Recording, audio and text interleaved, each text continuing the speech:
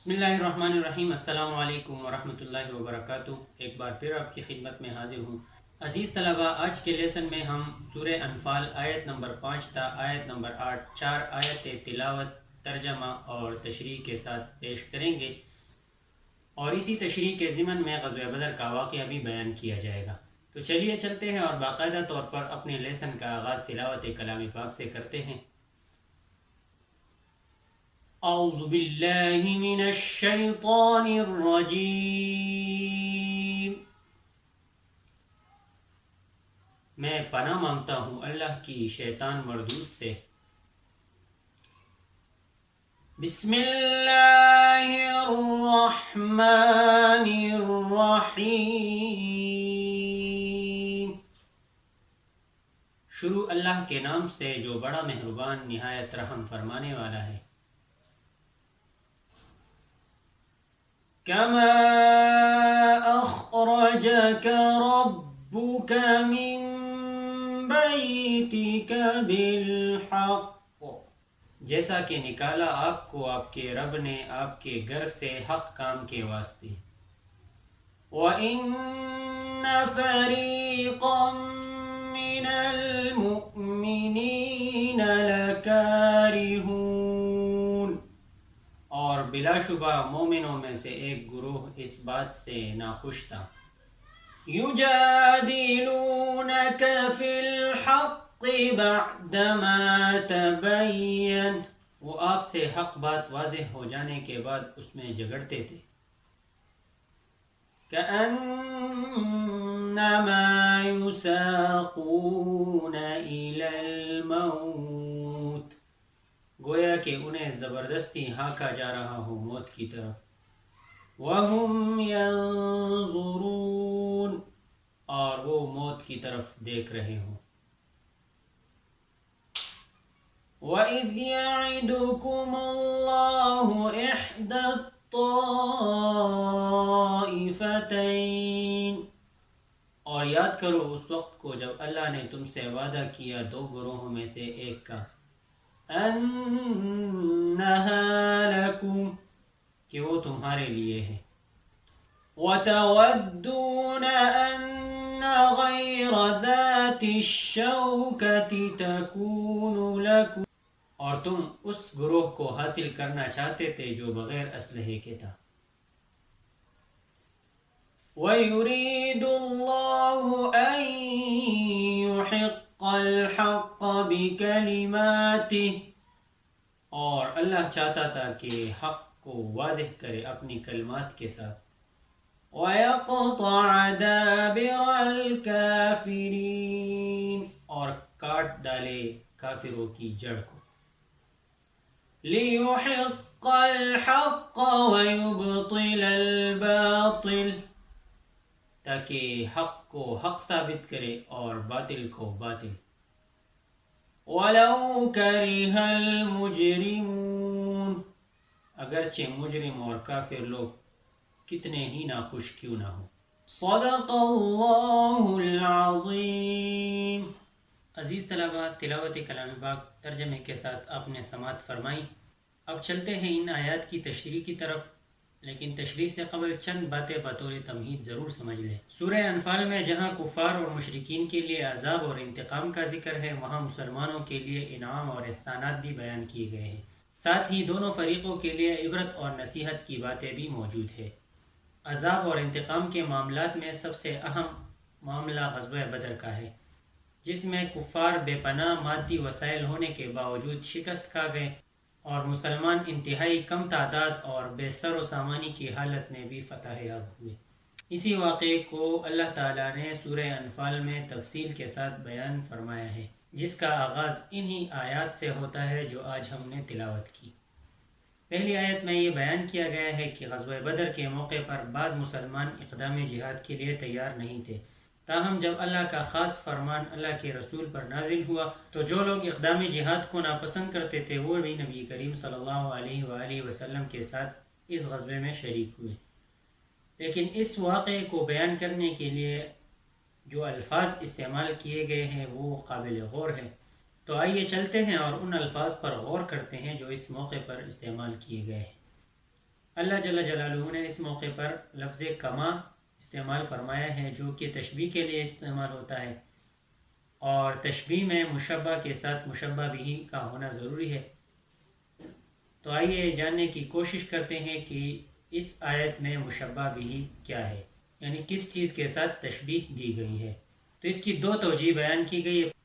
پہلی توجہ کا تعلق مال غنیمت کی تقسیم سے ہے جو غزوہ بدر کے موقع پر پیش آیا تھا، کہ غزوہ بدر کے موقع پر مال غنیمت کے حوالے سے صحابہ کرام میں باہمی چپقلش پیدا ہوئی اور باتیں ہوئی، تاہم جب اللہ جل جلالہ نے اس کا فیصلہ فرما دیا تو سب نے برضا اور خوشی اس فیصلے کو تسلیم کر لیا، جس کا بعد میں انتہائی خوشگوار اور مثبت نتیجہ آیا۔ اسی طرح اللہ جل جلالہ فرماتے ہیں کہ غزوہ بدر کے موقع پر اقدام جہاد کرنا اور غزوے کے لیے نکلنا اگرچہ طبیعت پر گرا تھا، مگر یہ فیصلہ مصالح کثیرہ کو متضمن تھا۔ اس میں بہت ساری مصلحتیں اور حکمتیں تھیں جو آگے چل کر مسلمانوں پر واضح ہو گئی۔ اور دوسری توجہ یہ ہے کہ اس تشبیہ کا تعلق ان انعامات سے ہے جو کامل مومنین کے لیے درجات عالیہ، مغفرت اور رزق کریم کی صورت میں بیان کی گئی تھی۔ تو اس صورت میں آیت کا مطلب یہ ہوگا کہ جیسے اللہ تعالیٰ نے تمہیں باوجود افرادی قوت کے کم ہونے کے اور باوجود اسلحہ اور ساز و سامان کے نہ ہونے کے اس دنیا میں فتح سے ہمکنار کیا، ایسے ہی انعامات اللہ تعالیٰ آخرت میں بھی مومنین پر فرمائے گا۔ اس آیت میں دوسرا لفظ جو قابل غور ہے وہ ہے اخرجک۔ اگر آپ اس لفظ پر غور کریں تو اس لفظ میں نبی کریم صلی اللہ علیہ وآلہ وسلم کی طرف نکلنے کی نسبت نہیں کی گئی، بلکہ یہ بیان کیا گیا ہے کہ اللہ تعالیٰ نے تمہیں نکالا، اخرجک، تمہیں نکالا، ربک، تمہارے رب نے، جس کا مطلب یہ ہوا کہ نبی کریم صلی اللہ علیہ وآلہ وسلم کا اقدام جہاد ان کا ذاتی فعل اور عمل نہیں تھا، بلکہ در حقیقت یہ اللہ کا عمل اور فیصلہ تھا۔ حدیث قدسی ہے، اللہ جل جلالہ فرماتے ہیں کہ جو شخص عبادت اور ریاضت کے ذریعے میرا قرب حاصل کرتا ہے تو میں اس کی آنکھیں بن جاتا ہوں کہ جس سے وہ دیکھتا ہے، میں اس کے کان بن جاتا ہوں جس سے وہ سنتا ہے، میں اس کے ہاتھ اور پیر بن جاتا ہوں جس سے وہ چیز کو پکڑتا ہے اور جس کی مدد سے وہ کسی طرف چلتا ہے۔ تو جب ایک عام بندے کے ساتھ اللہ تعالیٰ کا یہ عمل اور سلوک ہوتا ہے تو اپنے خاص نبی کے ساتھ اس طرح کا سلوک کیوں نہ ہوگا، جس سے معلوم ہوا کہ نبی کریم صلی اللہ علیہ وآلہ وسلم اپنی ذات اور اپنی خواہش سے احکامات صادر نہیں فرماتے تھے، بلکہ اللہ کی مرضی اور رضا اور اللہ کی خواہش کے مطابق احکامات صادر فرمایا کرتے تھے۔ اللہ جل جلالہ نے اسی بات کو دوسری آیت میں بھی یوں فرمایا ہے، وما ينطق عن الهوى، یہ نبی جو بھی کہتا ہے یہ اپنی خواہش سے نہیں کہتا، ان هو الا وحی یوحی، یہ تو وحی ہوتی ہے جو اس کی طرف بھیجی جاتی ہے۔ تو اس سے معلوم ہوا کہ نبی کریم صلی اللہ علیہ وآلہ وسلم کا اقدام جہاد اپنا ذاتی فیصلہ نہیں تھا، بلکہ یہ اللہ کا فیصلہ تھا جسے نبی کریم صلی اللہ علیہ وسلم نے بلا چوہ چرا پورا کیا۔ اسی طرح یہاں لفظ رب استعمال کیا گیا ہے، اخرجک ربک، تمہیں نکالا تمہارے رب نے۔ رب کے معنی ہے تربیت اور پرورش کرنے والا۔ یہاں اس لفظ رب کے ذکر سے معلوم ہوا کہ مسلمانوں کا غزوہ بدر کے موقع پر جہاد کے لیے نکلنا ان کی تربیت کا حصہ تھا، اور اس بات کی تربیت مقصود تھی کہ ظالم کو روکا جائے اور مظلوم اور مقہور کی مدد کی جائے۔ من بیتک، آپ کے گھر سے، اخرجک ربک من بیتک، نکالا آپ کو آپ کے رب نے آپ کے گھر سے۔ اس گھر سے مراد مدینہ منورہ کا گھر یا خود مدینہ منورہ۔ اسی طرح لفظ بالحق سے معلوم ہوا کہ غزوہ بدر کے لیے اقدام جہاد ملک گیری کی ہوس کی خاطر نہیں تھا، نہ ہی یہ کسی ذاتی غصہ نکالنے کی خاطر تھا، بلکہ یہ حق کو ثابت کرنے کے لیے تھا۔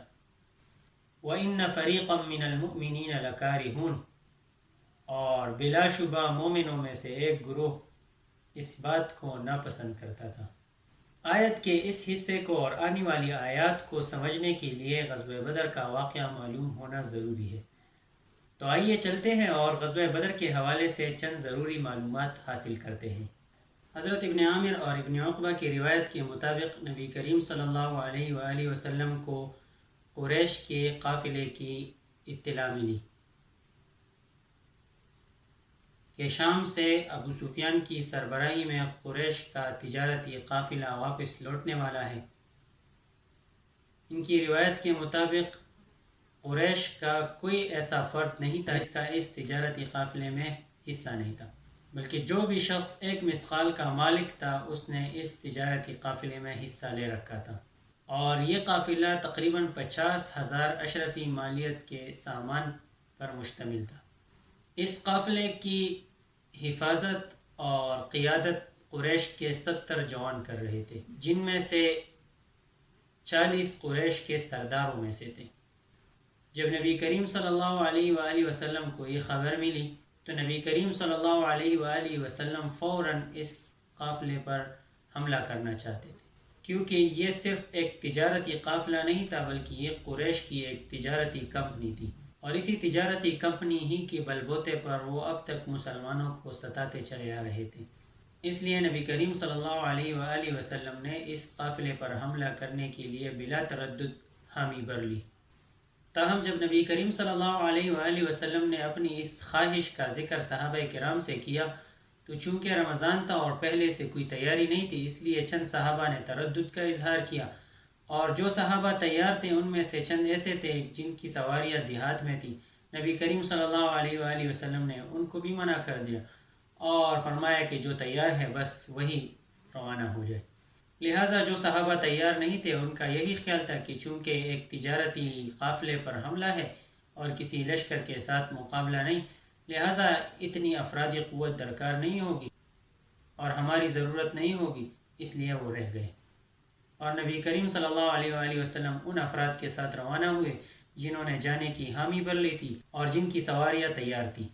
جب نبی کریم صلی اللہ علیہ وآلہ وسلم کا یہ قافلہ بیر سقیہ پر پہنچا، نبی کریم صلی اللہ علیہ وآلہ وسلم نے قیس ابن صعصع کو لشکر شمار کرنے کا حکم دیا، اور جب لشکر کی گنتی کی گئی اور نبی کریم صلی اللہ علیہ وآلہ وسلم کو ان کی تعداد 313 بتا دی گئی تو نبی کریم صلی اللہ علیہ وآلہ وسلم نے اس سے بشارت اور خوشخبری لی کہ یہ تو اصحاب طالوت کی تعداد ہے، یعنی جو لوگ جالوت کے مقابلے میں نکلے تھے طالوت کی سربراہی میں، ان کی تعداد بھی 313 تھی اور انہیں فتح ہوئی تھی، لہٰذا ہمیں بھی انشاءاللہ فتح نصیب ہوگی۔ دوسری طرف ابو سفیان جب عین زرقاء کے مقام پر پہنچا تو کسی شخص نے جا کر اسے مسلمانوں کے لشکر کے روانہ ہونے کی اطلاع دی، لہٰذا اس نے فوری طور پر حفاظتی اقدامات اٹھا لیے، اور جب وہ حدود حجاز میں داخل ہوا تو اس نے زمزم بن عمر نامی ایک شخص کو 20 مثقال دے کر قریش کو اطلاع دینے کے لیے روانہ کیا۔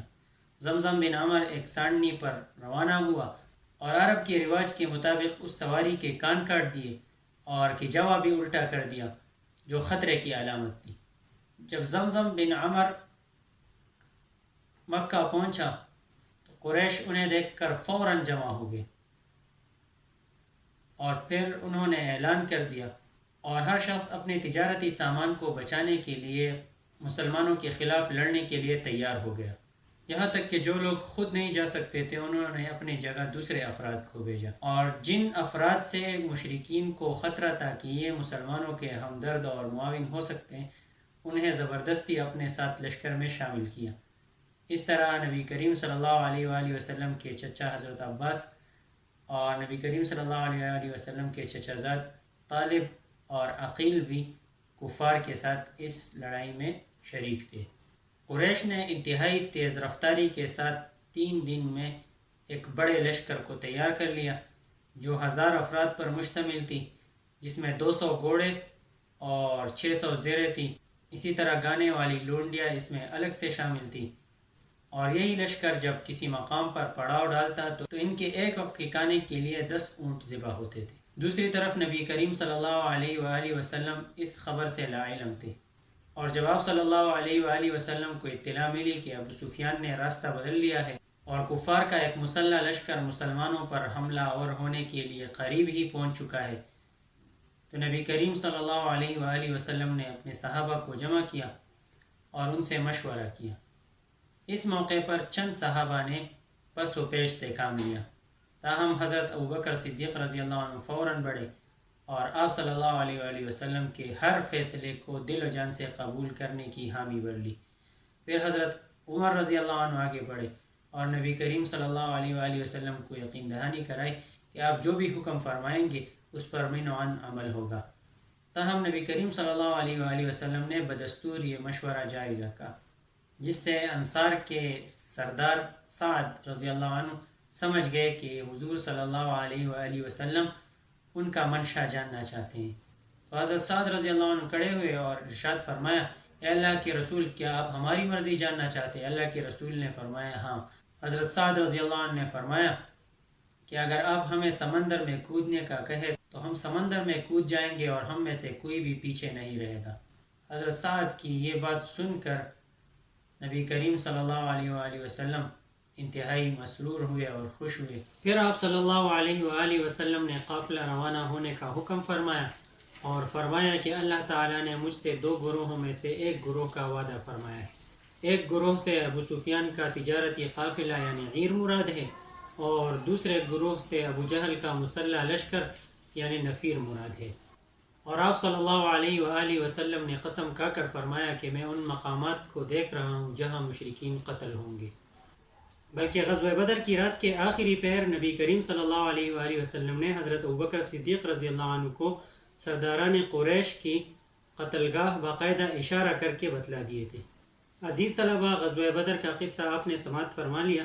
اس قصے کے ضمن میں ایک بات رہ گئی تھی جو آپ نوٹ فرما لیں، اور وہ ہے مسلمانوں کی سواریوں کی تعداد۔ مسلمانوں کے پاس غزوہ بدر کے موقع پر 70 اونٹ تھے اور ہر ایک اونٹ پر 3 صحابہ باری باری سوار ہوتے تھے۔ آپ صلی اللہ علیہ وآلہ وسلم کے ساتھ حضرت علی اور حضرت ابو لبابہ رضی اللہ عنہ شریک تھے۔ حضرت علی رضی اللہ عنہ اور حضرت ابو لبابہ رضی اللہ عنہ جب نبی کریم صلی اللہ علیہ وآلہ وسلم کو اپنی باری پر بھی سوار ہونے کی پیشکش کرتے تو نبی کریم صلی اللہ علیہ وآلہ وسلم یہ کہہ کر منع فرماتے کہ نہ تو تم مجھ سے زیادہ طاقتور ہو اور نہ ہی نیکیوں کے معاملے میں مجھ سے زیادہ ضرورت مند ہو۔ جس طرح تمہیں نیکیوں کی ضرورت ہے، نیکیاں کمانے کی فکر لگی ہے، اسی طرح مجھے بھی نیکیاں کمانے کی فکر ہے۔ یوں آپ صلی اللہ علیہ وآلہ وسلم ان کو ان کی باری پر سوار ہونے پر راضی کر لیتے۔ غزوہ بدر کا یہ قصہ سننے کے بعد میں امید کرتا ہوں کہ آیت کا وہ دوسرا حصہ بھی آپ کو سمجھ آ گیا ہوگا، جس میں یہ فرمایا گیا تھا کہ وَإِنَّ فَرِيقًا مِّنَ الْمُؤْمِنِينَ لَكَارِهُونَ، کہ بلا شبہ مومنوں میں سے ایک گروہ اس بات کو ناپسند کرتا تھا۔ کہ آیت کے اس حصے سے ان لوگوں کی طرف اشارہ ہے جنہوں نے جنگ کے معاملے میں پس و پیش سے کام لیا تھا جب نبی کریم صلی اللہ علیہ وآلہ وسلم نے مشورہ طلب کیا تھا۔ عزیز طلبہ، اب چلتے ہیں دوسری آیت کی طرف۔ دوسری آیت میں اللہ جل جلالہ اسی واقعے کو ان الفاظ سے بیان فرماتے ہیں کہ یجادلونک فی الحق بعدما تبین، یہ صحابہ آپ کے ساتھ حق کے معاملے میں اس وقت جھگڑتے تھے کہ جب حق واضح ہو چکا تھا۔ کأنما یساقون الی الموت، گویا کہ انہیں موت کی طرف دھکیلا جا رہا ہو، وہم ینظرون، اور وہ موت کو اپنی آنکھوں کے سامنے دیکھ رہے۔ اگرچہ صحابہ کرام رضوان اللہ تعالی علیہم اجمعین نے نبی کریم صلی اللہ علیہ وآلہ وسلم کی کوئی حکم عدولی یعنی نافرمانی نہیں کی تھی، تاہم انہوں نے ضعف و کمزوری اور پست ہمتی سے کام لیا تھا جو ان کے بلند مقام کے شایع نشان نہیں تھا۔ اسی لیے اللہ تعالیٰ نے ان کی کیفیت کو ان الفاظ میں بیان فرمایا ہے کہ وہ جنگ کی مخالفت میں اس طرح کے دلائل دے رہے تھے گویا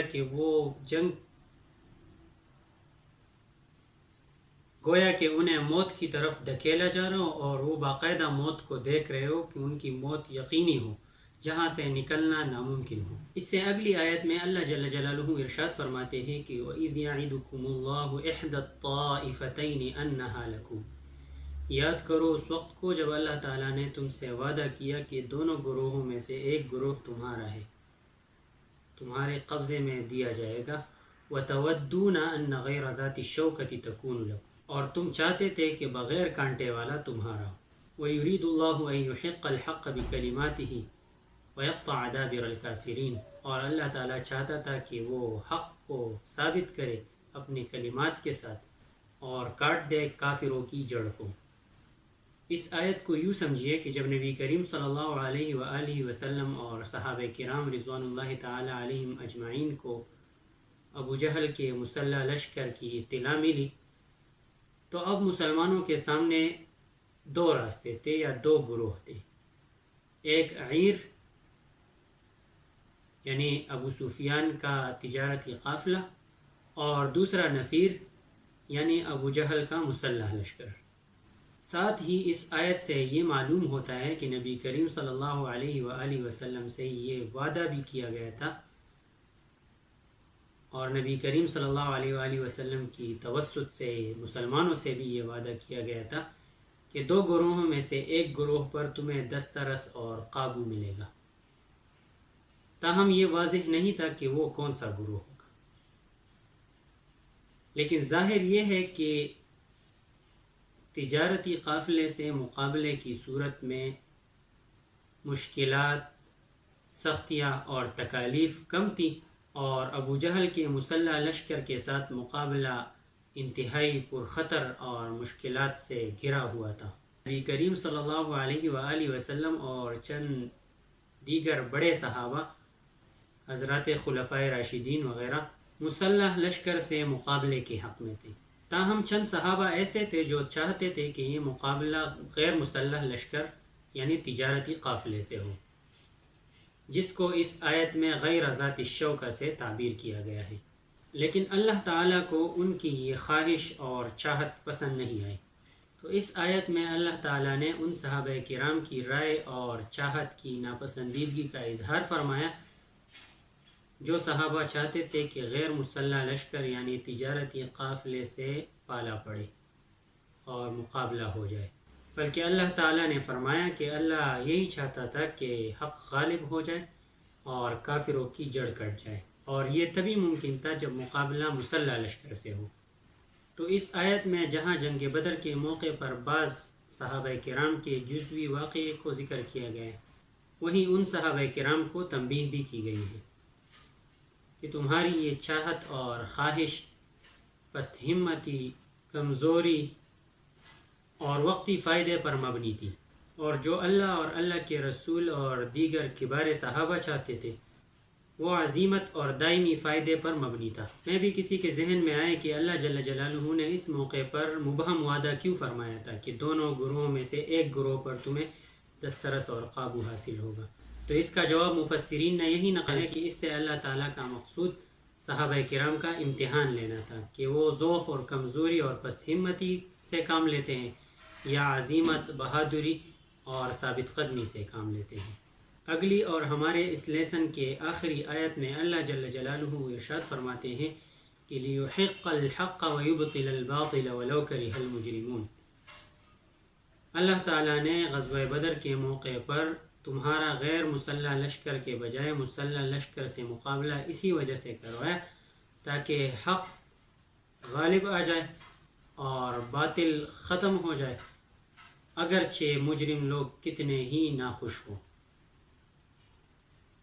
یعنی اللہ تعالیٰ کے لیے غیر مسلح لشکر سے تمہارا مقابلہ کروانا کوئی مشکل اور ناممکن نہیں تھا. اگر اللہ چاہتا تو اللہ تمہارا مقابلہ غیر مسلح لشکر تجارتی قافلے سے کروا سکتا تھا، تاہم چونکہ اس کا فائدہ جزوی تھا اس لیے اللہ تعالیٰ نے تمہارا مقابلہ مسلح لشکر سے کروایا تاکہ اس سے کافروں کی جڑ کٹ جائے اور حق ابھر کر سامنے آ جائے اور ظلم کا خاتمہ ہو اور مظلوم کی دادرسی ہو. عزیز طلبہ، اسی کے ساتھ ہمارا آج کا لیسن اختتام کو پہنچا. اس لیسن میں ہم نے آیت نمبر 5 سے آیت نمبر 8 تک 4 آیتیں تلاوت اور ترجمے کے ساتھ پیش کی، جس کے بعد ان 4 آیتوں کی مختصر تفسیر پیش کی گئی، اور اس تفسیر کے ضمن میں ہم نے غزوہ بدر کا واقعہ تفصیل سے پیش کیا. میں امید رکھتا ہوں کہ اس لیسن کی تمام باتیں آپ کو سمجھ آ گئی ہوگی.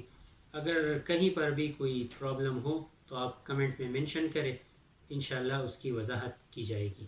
آخر میں آپ کے سامنے 3 سوالات رکھوں گا. اگر آپ ان سوالات کے جوابات جانتے ہیں تو کمنٹ میں رپلائی کیجئے. نمبر 1، غزوہ بدر کے موقع پر نبی کریم صلی اللہ علیہ وآلہ وسلم کے ساتھ اونٹ کی سواری میں کون سے 2 صحابہ شریک تھے؟ نمبر 2، غزوہ بدر کے موقع پر نبی کریم صلی اللہ علیہ وآلہ وسلم کے کون سے چچا کفار کی طرف سے غزوہ بدر میں شریک تھے؟ نمبر 3، غزوہ بدر کے موقع پر کفار کے پاس کتنی سواریاں تھیں؟ اسی کے ساتھ اجازت چاہتا ہوں، ملتے ہیں اگلے لیسن میں، تب تک کے لیے اپنا خیال رکھیے گا، اللہ حافظ۔